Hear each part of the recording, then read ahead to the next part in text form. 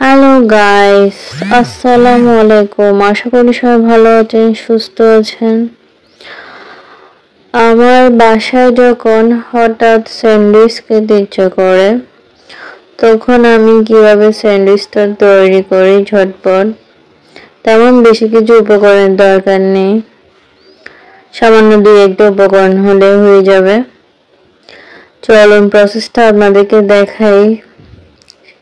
আমি যেভাবে বানাই সেটাই আপনাদের সাথে শেয়ার করব। হয়তো অনেকে অনেক রকম ভাবে বানাই।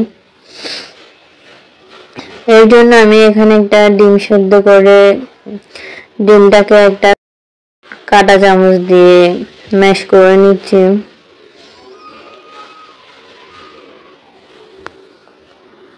এই স্যান্ডউইচটার জন্য আমি গাজর আর শসা কুচি করে নিয়েছিলাম।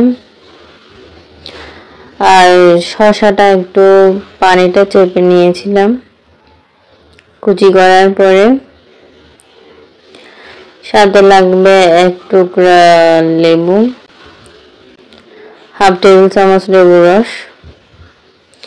এখন আমি ডিমটা ম্যাশ করে লেবু রসটা দিয়ে দিয়েছি। এর সাথে আমি অ্যাড করতেছি গাজর কুচি আর শসা কুচিটা আপনারা একটু পানিটা চেপে নেবেন, না হলে পানিটা ছেড়ে দিবে। এখন সবগুলো আমি একসাথে মিক্স করে ফেলতেছি। মিক্স করার পরে এখানে আমি টমেটো সস আর মেয়োনিজটা অ্যাড করে দিব। এখানে 1 টেবিল চামচ টমেটো সস আর 2 টেবিল চামচের মতো মেয়োনিজ ইউজ করব।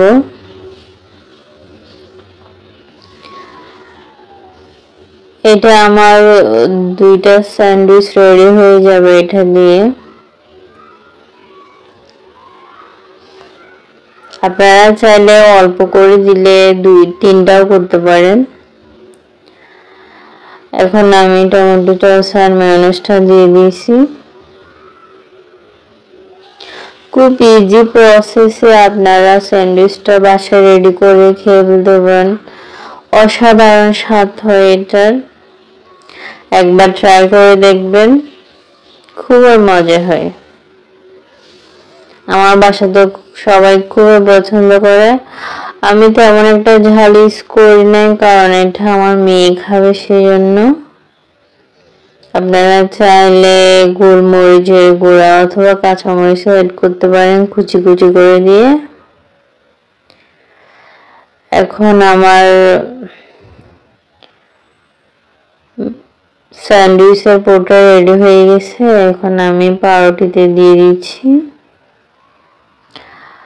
সেই দিনের আমার পাউরুটিগুলো তেমন একটা ভালো ছিল না, একটু হার্ড শক্ত টাইপের ছিল, সফট হলে ভালো হতো।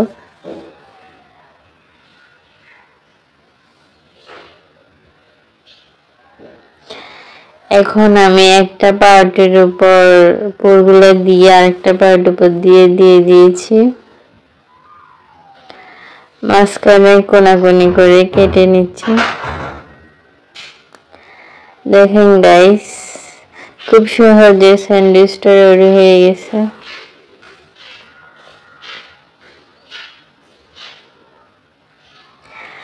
দেখতে যেমন লোভনীয় লাগতেছে, খেতে অসাধারণ হয়েছিল। আপনারা চাইলে বাসায় একবার হলেও ট্রাই করে দেখতে পারেন, একদম ইজি প্রসেস। আজকে ভিডিওটা যদি ভালো লাগে থাকে তাহলে লাইক কমেন্ট শেয়ার করবেন আর পেজটাকে ফলো দিয়ে পাশে থাকবেন। আল্লাহ হাফেজ।